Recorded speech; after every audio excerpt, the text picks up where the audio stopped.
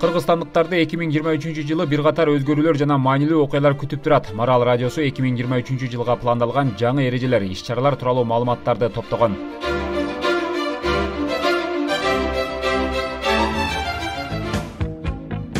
Жаңылык. Урматтуу Москва шаарында эмгектенип жүргөн мекендештер ар күнү арзан баада, салууну жумшак, телевизор, Wi-Fi интернет менен жабдылган автоунаалар Москвадан Казакстан чек арасына каттоодо.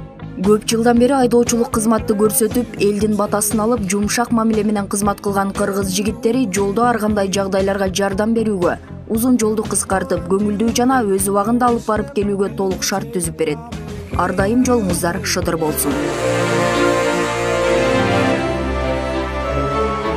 Ишкерлерди текшерүүгө мораторий киргизилет. Президент Садыр Жапаров 2023 жылдын 31 декабрына чейин ишкердик субъекттерине текшерүүлөрдү жүргүзүүгө убактылуу тыюу салууну киргизүү жөнүндө жарлыкка кол койгон. Жарлык 2023 жылдын 1 январынан тарта күчүнө кирет. Ага ылайык чакан, орто жана ири ишкердик субъекттерине, ошондой эле коммерциялык банктарга ишкердик субъекттерине текшерүүлөрдү жүргүзүүгө укугу бар укук коргоо органдары жана ыйгарым укуктуу органдар тарабынан жүргүзүлүүчү текшерүүлөргө убактылуу тыюу салууну киргизүү тапшырылган. Баткенде 10 айылдын аты өзгөрөт. Президент Садыр Жапаров Баткен облусунун айрым айыл аймактарынын жана айылдардын кайратоо жөнүндө мыйзамга ноябрь айында кол койгон. Мыйзам 2023 жылдын 1 январынан тартып күчүнө кирет. Баткен облусунун 3 айыл аймагы жана 10 айылдын аттары өзгөртүлдү. Алар Баткен облусунун Кадамжай районунун Марказ айыл аймагы Айрыбас айыл аймагы деп, Кадамжай районунун Марказ айылы Айрыбас айылы деп, Кадамжайдын Балакиш айылы Тегирмеч айылы деп, Кадамжайдын Халимион айылы Исхак Полотхан айылы деп, Кадамжайдын Халимион айыл аймагы Исхак Полотхан айыл аймагы деп, Кадамжайдын Ногардан айылы Агоргу айылы деп, Кадамжайдын Халимион айыл аймагынын Халимион айылы Исхак Полотхан айыл аймагынын Жеңиш айылы деп, Лейлектин Маргун айыл аймагы Кеңтала айыл аймагы деп, Лейлектин Даргаз айылы Керегеташ айылы деп, Лейлектин Дархум айылы Жетиташ айылы деп, Лейлектин Маргун айылы Мурас айылы деп, Лейлектин Чурбек айылы Булак айылы деп, Лейлек районунун Разаков шаарынын Мурза Патча айылы Разаков шаарынын Акбосого айылы деп, Лейлектин Сумбула айыл аймагынын Коммуна айылы Сумбула айыл аймагынын Сары Дөбө айылы деп кайра аталды. Юридикалык жактарды каттоо автоматташтырылат. 2023 жылдан тарта компанияны каттоо үчүн Юстиция министрлигине, андан кийин салык кызматына баруунун кажети жок болот. Мунун баары электрондук форматта да болот. Бул тууралуу салык кызматы билдирген. Илон Масктын Starlink спутниктик интернети 2023 жылы Кыргызстанда да тарта башташы мүмкүн. Бул тууралуу Кыргыз интернет коомунун жетекчиси Талан Султанов Маралга билдирди. Анын айтымында учурда SpaceX компаниясы менен спутниктик интернетти Кыргызстанга алып келүү боюнча сүйлөшүүлөр жүрүүдө. Бул тууралуу SpaceX компаниясынын Twitter баракчасында да айтылган. Анда 2023 жылы спутниктик интернет жабдууларын 32 өлкөгө жөнөтүү мерчемделип жатканы айтылып, ал өлкөлөрдүн жайгашуу картасын жарыялады. Картада көрүнүп тургандай, быйылкы жылы интернет бериле турган өлкөлөрдүн катарына Азия чөлкөмүнөн Туркия, Казакстан, Кыргызстан, Түркмөнстан, Өзбекстан, Ирак, Сауд Арабия, Индия сыяктуу бир катар өлкөлөр белгиленген. 2023 жылдын 1 майынан тартып Кыргызстандын аймагында казып алынган жана өндүрүлгөн алтын камтыган руданы жана алтын камтыган концентрантты өлкөдөн ташып чыгарууга 6 айлык мөөнөткө убактылуу тыюу салынат. Карабалта Токен комбинаты ачык акционердик коомуна Кыргызстандын аймагына казып алынган жана өндүрүлгөн алтын камтыган руданы жана алтын камтыган концентрантты кайра иштетүүгө өзгөчө укук берилет.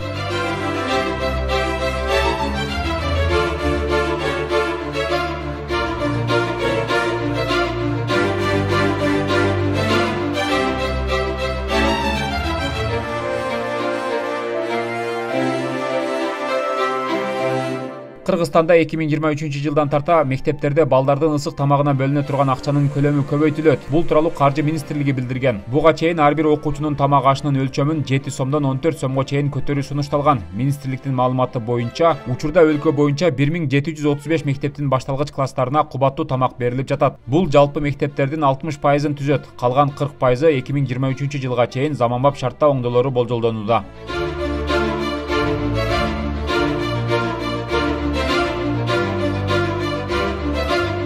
Баласаруу кичи КЭСи курулуп бүтөт. Киров суу сактагычындагы Баласаруу кичи КЭСинин курулушуна капсула 2021 жылдын август айынын аягында салынган. Объекттин жалпы кубаттуулугу 25 мегаватт, орточо жылдык электр энергиясы 92 миллион киловатт саатты түзөт.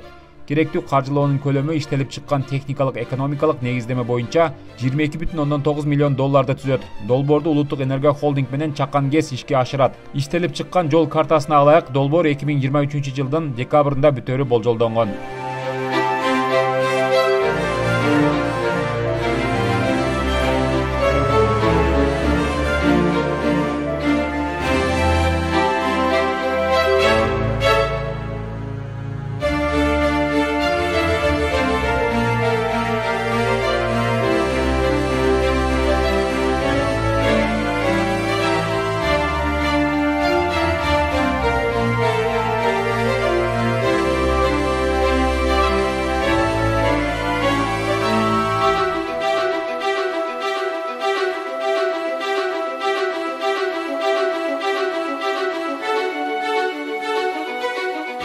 Союз бузулуп кеткенде бул долбоор токтоп калган. Кийин бизде Норд Консалтинг деген компания келип, алар да бир пред-тео жасаган. Ошонун алкагында кийин теолор даярдалып, долбоорлор бүтүп, ушу бүгүнкү күндө ушул чоң объект курулуп баштады.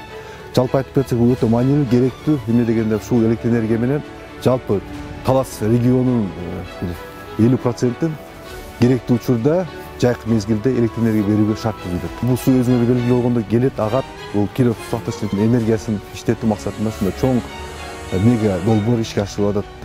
Ушул сууну биз багыттын туура иштетип, керектүү электр энергияны өндүрүп чыгып, бизнес электр тармактарына кошуп бергенин өзүңөр деле көрдүңөр. Азыр жалпы бул электр тармактар мекемесинде чоң иш-аракет кылып атат. Азыр аба карабастан линиялар курулуп атат.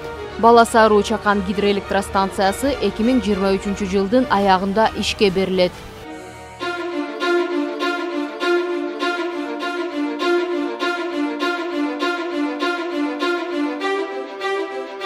Каракол эл аралык аэропорту ишке кирет. Каракол эл аралык аэропортунда курулуш жана монтаждоо иштери жүрүп жатат. Жана аталган объектти 2023 жылдын аягына чейин ишке киргизүү пландалган. Долбоорду ишке ашырууну Кыргыз Республикасынын президентинин иш башкармасына караштуу Кыргызстрой сервис мамлекеттик ишканасы жүргүзүүдө. Куруу иштери аяктаган соң жаңыланган Каракол аэропорту саатына 250 жүргүнчүнү тейлей алат.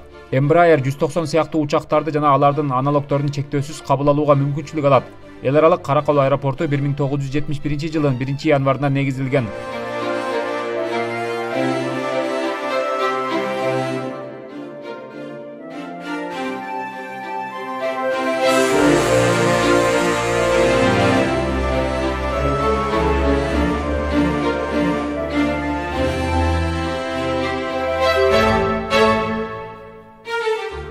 Коңшу мамлекеттердин шериктештиги уюмуна Кыргызстан төрагалык кылат. 2023 жылы Кыргызстан КМШга төрагалык кылат. Ага ылайык КМШ лидерлеринин кезектеги жолугушуусу Кыргызстанда уюштурулат.